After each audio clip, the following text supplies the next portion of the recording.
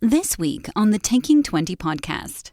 Instead of you, the DM, saying that direct combat would likely result in PC's death, Aunt Becky says it. Now the players can feel more free about disagreeing with the advice. They're not telling the GM that the GM is wrong, it's Aunt Becky who's wrong.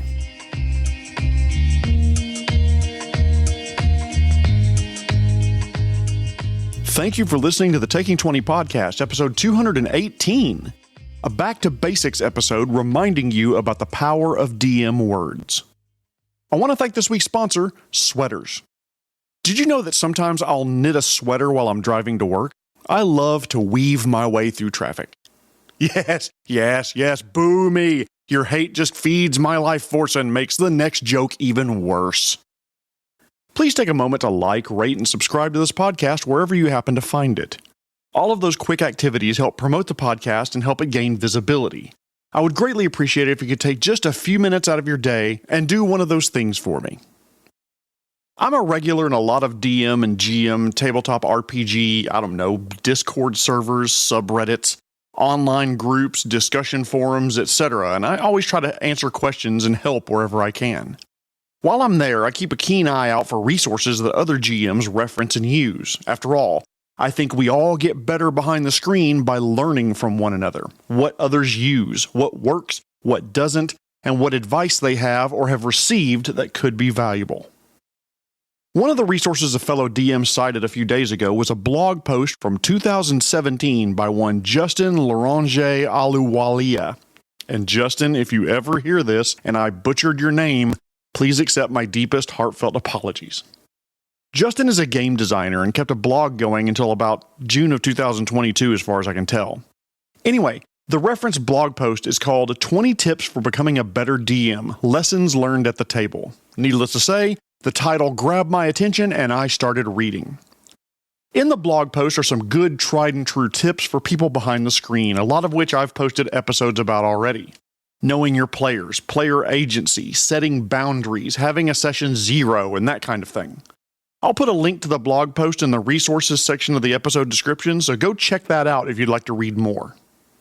As I read the blog, tip number 13 jumped out of the screen at me because while I've casually understood the point that he made, I've never put a lot of thought into it. The tip was, a DM's words are powerful, use them wisely. I digested the rest of the tips but came back to this one and began to think about what he meant by that. In the tip, he makes some good points that I'd like to discuss a little more in depth. One of the first and strongest statements he made is that DM words can make or break a situation. There are a lot of potential examples of this, so let's start with words with the least impact, descriptions. The way we describe a location or an opponent can have a dramatic effect on player actions. I discussed this in episode 78, so go give that a listen if you want more detail. If we describe an area as open, benign, happy, and unthreatening, then the players may, depending on your table, proceed without much of a care in the universe. It's a happy, sunny glade with people chatting and picnicking and relaxing. What could possibly go wrong? They may not even check for traps, or may not even be on their guard, and may not even have weapons drawn, because who walks through a town celebration brandishing a battle axe? Murder hobos, that's who. But if you describe an area as ominous and dark, still, with unexplained sounds or smells, then they're going to have their hair sticking up like a cat and go in very carefully, tapping every stone with a 10-foot pole and peeking around every corner with mirrors. And this is just the way you describe areas. Extrapolate that out to monsters being fearsome or calm, actions displaying skill or not, and the way your NPCs talk, and you can see that the way we describe the world and what happens in it has a dramatic effect on the character actions that your players declare. Again, all of that covered in episode 78, but there's another aspect to this advice I want to call your attention to. Justin's tips succinctly reminded me that the words we use when we describe the characters, the players, and their choices carry the weight of your universe behind them. Now, what do I mean by that? From the player perspective, there is a risk associated with playing a tabletop RPG. The player makes choices for their character that, right or wrong, spoken or unspoken, they could be judged for. If you're a player and playing with people that you've known for years, have inside jokes with, and you trust, you know that they love and value you. There's very little risk of being hurt by your choices. If your character does something dumb, everyone laughs, you laugh, the game moves on. Heck, there's a gaming group that I've been playing with off and on since college, and you know how old I am, so that's a long time. I was playing a rogue one time who couldn't keep his hands off things in the dungeon. He would never steal from the party, but the big bad? Yeah, he'd probably walk out with a toilet seat if it wasn't nailed down. Anyway, we were deep in the dungeon, late in the campaign, standing outside of a door with no obvious handle or keyhole, but with a shimmering globe of black energy swirling beside it. My rogue, being who he was, when we were stymied by the door, immediately turned to the black, very obviously dangerous orb and tried to grab it. My DM, to his credit, said, "So you're going to try to grab the swirling orb of dark energy?" His eyebrows raised in surprise, and I said, "Yes, because A, if it's valuable, I want to take it out of here, and B, I already declared this is what I'm doing, so I'm not changing it." Out of character, I even said, "I know you're trying to warn me away from the action, but my character doesn't understand arcane natures of things, and it really just could be a really valuable trinket." Everyone laughed, I laughed, the DM laughed, the table laughed, we killed the table, and that's how I learned mimics were real. No, we all had a good laugh about my character picking up an obviously dangerous item out of greed. My character took an insane amount of damage and 2 negative levels, learned his lesson, and went back to trying to pick the door open like a good little rogue. I didn't fear any reprisal because I'm playing among friends. We still laugh about that shit 15 years later. However, imagine if that was a group that I didn't know, and after declaring my action, the DM used words like, "Don't be stupid" or "a moron," or openly mocked my choice, teasing me to get a laugh from the other players. That, honestly, probably would crush my desire to play the game. Definitely with them, maybe with anyone. I know few of you listeners would ever do that, but I've seen some stories of players being belittled because they didn't know the rules. The situation wasn't adequately described to them, leading to a tactical error, or the GM just wanting to make a joke at the player's expense. Words have weight. The amount of information we give, how we describe actions, monsters, traps, etc., and how we talk to our players. Generally, I'm completely judgment-free behind the screen, only stepping in to stop actions if the player is making an obvious tactical error, or they've obviously forgotten something that their character would definitely know. Or, I guess, if they're trying to violate one of the table rules.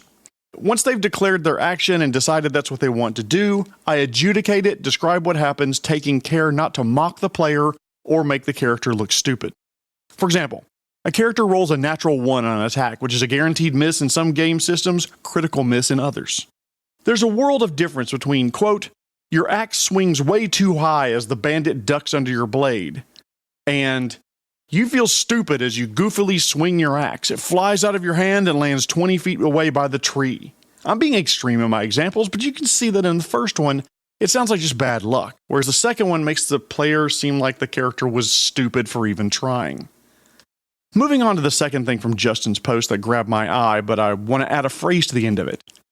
He said, "Be prepared to offer advice to a player that needs it. But," and here's my corollary I'll add, "only give the advice if the player asks for it." You may have been playing a cleric for 20 years, know the ins, outs, blesses, and banes like the back of your holy symbol. And this player may be playing his very first cleric character, just very first sheet in front of him even. They're not sure what to do next, whereas you have a cleric decision tree in your head based on 2 decades of experience. Let the player play their character and don't quarterback it for them. They may play their character very differently than you would yours. Experience is the best teacher, and you should give them every opportunity to make their choices for their character. If they want to take more time than you would, make decisions differently than you would, then you should let them generally. If they're confused and obviously need help, offer help, but don't just blurt out, "You cast bless here, idiot." If you continually butt in, overrun them, tell them what to do all the time, then you might as well be playing the character yourself. Help should be a pool of water that you place before others and let them choose whether to dip their bucket in. Let them ask for help or advice before you pro-offer it. If their decision-making is so long it's causing problems around the table, sure, offer to help to get the game moving, but let them choose to accept it. A third phrase from tip number 13 that I latched onto was give players choices. I've talked about this as recently as episode 177, where I talked about setting up scenes and situations rather than stories. As a GM, rarely, and I mean very rarely, should you give player characters a situation with only one possible choice or outcome. You're not writing a novel. The players have control and agency over their characters, and one of the core tenets of that is the power to make choice for that character. I talked about that at length in episode 213, which wasn't that long ago. But for players to have a choice, you, my beloved DMs out there, have to give them the opportunity to make a choice. Fight or flee, intimidation or diplomacy, the swamps of Barlow Gras or the temple of unending buggery. I don't think I'd go to that second place. Sounds like a pain in the ass. Hey! Nothing? Nothing? Okay, fine. Moving on. Player choice is the heart of an RPG and are part of the social contract of playing around a table with each other.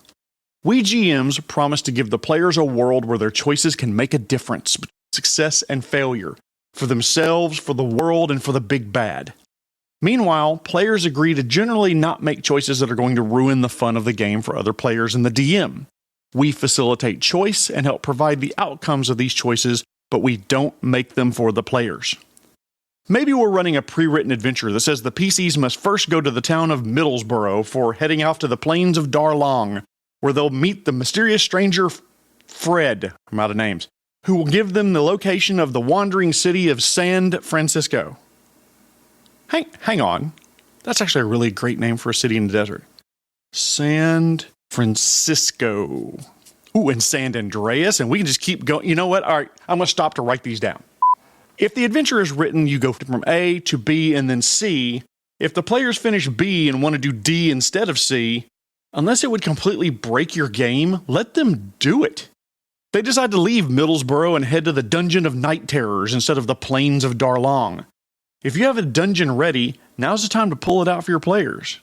To get the pre-written adventure back on track, they could always find Fred being held captive in the dungeon. Voila! Problem solved. You didn't negate their choice, the adventure's back on track towards San Francisco, just like the module says it should. I'll stop here to keep from rambling any further, but I think you see my point. Allow the players to make choices generally without interfering and do what you need to do behind the screen to keep the game moving forward. The last thing I'll talk about from Justin's blog post is the advice, quote, if the players need wisdom, use NPCs to deliver it. In other words, don't just blurt out advice from behind the DM screen about things happening in the world. Speak through your NPCs to deliver that advice. As an example, suppose your players are stuck with what to do next. They're fugitives on the run in your campaign and they're holed up in some unlucky NPC's basement, say their Aunt Becky, and are at a complete loss whether to take on the corrupt sheriff in direct combat, try to convince the town that they're innocent, or make a run for it into the wilderness to hide out Robin Hood style. You could simply say, you think direct combat would likely result in your death, so if I were you, I'd run for it. While there's nothing wrong with doing that per se, it does make it look like you're quarterbacking their decisions, almost forcing them to make the one choice over another to take the story a direction you want, but not necessarily what the players want. The players feel like they have to agree with you or run the risk of angering the GM. While you weren't trying to take away their player agency, just by giving unprompted advice from behind the screen, you're tacitly doing so. However, let's make one change. Instead of you, the DM, saying that direct combat would likely result in PC's death, Aunt Becky says it. Now the players can feel more free about disagreeing with the advice. They're not telling the GM that the GM is wrong, it's Aunt Becky who's wrong. Pfft, what the hell's she know? We're third level characters. We're going to go kick that sheriff's ass. The DM smiles, makes a note behind the screen, and begins trying to figure out if the sheriff is 5th level or 7th level and how many deputies she has. By speaking through an NPC, in some small way, you're giving the players an out to disagree with you without causing a conflict. After all, there's no way Aunt Becky or Billy Bop the stable hand or Jeroof the patron in the lion's bellow end knows as much as the DM knows.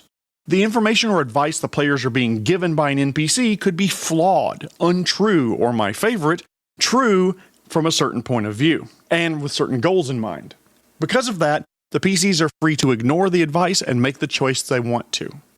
I'll grant you that as a veteran player, if I'm in a non-roleplay heavy campaign and Kilkenny the local butcher gives me advice about current events in the campaign, I'm probably going to listen. All this being said, one of my current DMs, Tom Robinson, is running a bunch of us through the Bloodlords campaign right now. We 4 players are grizzled RPG veterans. Many of us grognards have been playing the tabletop RPGs for decades. God's bless Tom. There are times he gives us hints and suggestions and speaks through NPCs and tries to help us, but we've all become oblivious through role-playing our characters, overthinking our choices, or for whatever reason our radars aren't tuned to the right frequency at the right time. I cannot tell you how many times he has had to patiently say, "Guys, the blah blah blah told you about this underground group 2 sessions ago." And then there's a giant chorus of, "Oh yeah, that's right."